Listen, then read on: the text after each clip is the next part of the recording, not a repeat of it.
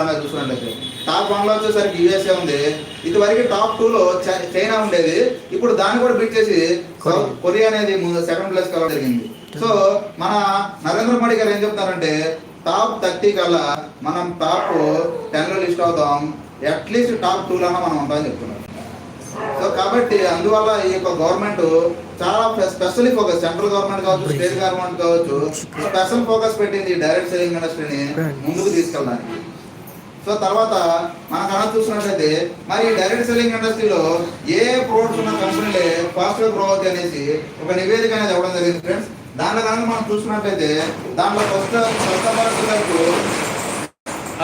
Cosmetics and health products ఏదైతే ఉంటాయో అది వెల్నెస్ ప్రొడక్ట్స్ అంటే ఇప్పుడు ఏదైతే సప్లిమెంట్స్ ఉన్నాయి కదా, సప్లిమెంట్స్ ఏ ఇండస్ట్రీలో ఉంటాయో ఆ కంపెనీస్ గ్రో అవుతాయి. అండ్ బ్యూటీ ప్రొడక్ట్స్ ఏ ఇండస్ట్రీలో ఉంటాయో ఆ కంపెనీలు డెవలప్ అవుతాయి. అలాగే ఏదైతే ఈ యొక్క రెండు మేజర్గా ఎట్లయితే ఉంటాయో ఆ ఇండస్ట్రీ 100% సక్సెస్ రేట్లో వెళ్తూ ఉంటుందని చెప్తుంది.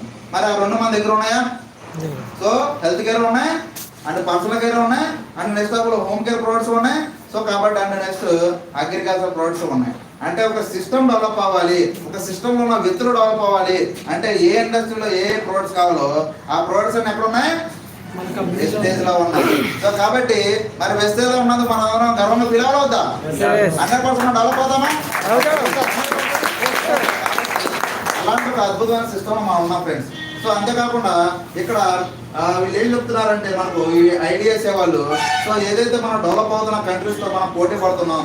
సో కాబట్టి మనం ఇక్కడ దీని యొక్క ర్యాంకింగ్ వైజ్ తీసుకొచ్చారు, ప్లాటినం, గోల్డ్, సిల్వర్, బ్రాంజ్ అనేసి.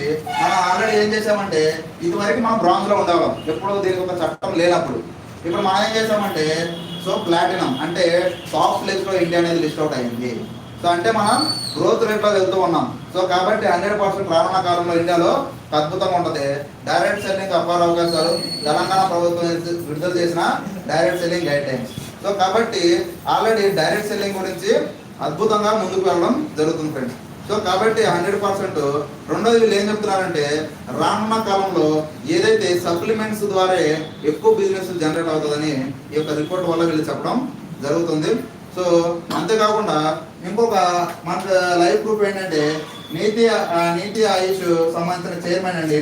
ఈయన ఏం చెప్తున్నా అంటే నీతి ఆయుష్ ఏంటంటే national institute of transformation of India, అంటే అభివృద్ధి అంటే మార్పు చెందడంలో ఇండియా ఏ విధంగా పాజిటివ్ అవుతుందంటే ఆ ఇండస్ట్రీ డైరెక్ట్ సెల్లింగ్ ఇండస్ట్రీ అని చెప్తున్నారు. సో చూడండి ఇక్కడ అదే కదా సార్ ఫ్రెండ్స్ ఇచ్చింది. సో ఇక్కడ ఏం చెప్పారండి, direct selling is a professional industry. So responsible industry, professional industry ఏదైనా ఉంటే అది డైరెక్ట్ సెల్లింగ్ ఇండస్ట్రీ అని చెప్తున్నారు. మనం ఏమనుకుంటున్నాం, డైరెక్ట్ సెల్లింగ్ ఇండస్ట్రీ జరిగాక ఇది సబ్బులు అమ్ముతున్నా, పేస్ట్లు అమ్ముతున్నా, ఇది కాదండి బిజినెస్. ఈ బిజినెస్ అనేది ఒక నోబెల్ ఇండస్ట్రీ, ఇది ఒక ప్రొఫెషనల్ బిజినెస్. ఈరోజు ఒక అఫీషియల్గా చేసే బిజినెస్ ఇది. మీరు ఈ బిజినెస్లో జాయిన్ అయ్యారంటే మీరు చాలా గర్వంగా ఫీల్ అవ్వాలి. సో సబ్బులు సోపులు అమ్మ కోట్లో వేసుకుంటాడండి, వేసుకుంటాడా? అవుతుందా? లక్షలు సంపాదిస్తారా? సబ్బులు అమ్మినంత మాత్రం లక్షలు సంపాదిస్తారా?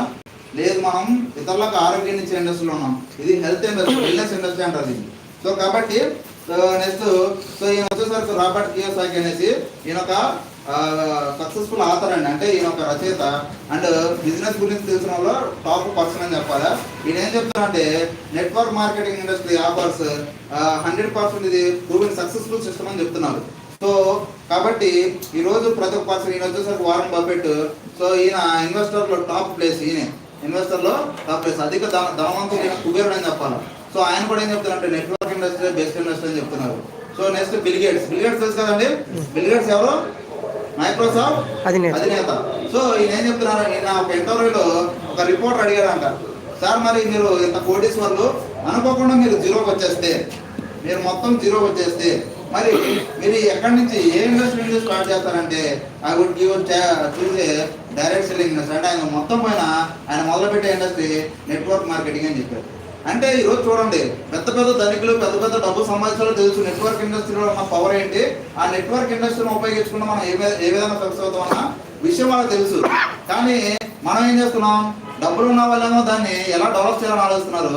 మరి డబ్బులు లేని మనం ఏం చేస్తున్నాం, ఏదొచ్చినా స్కీమ్ స్కామ్ అని పక్కన పెట్టేస్తాం. కానీ మరి స్కీమ్ స్కామ్ పక్కన పెట్టేస్తున్నాం. ఓకే, అంతవరకు బాగుంది. కానీ మనం వెళ్ళి ఎక్కడ పడుతున్నాం, మళ్ళీ స్కీములు స్కామ్